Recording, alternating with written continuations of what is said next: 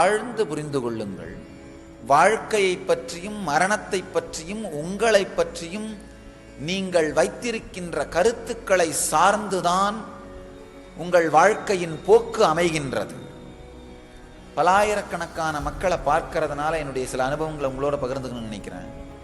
யாருக்கெல்லாம் தன்னை பற்றி ஒரு தெளிவான கருத்து இருக்கின்றதோ அவர்கள் எல்லோருமே வாழ்க்கையில் தனக்கு தேவையானவைகளை சரியாக தன்னை நோக்கி ஈர்த்துக் கொள்கிறார்கள்.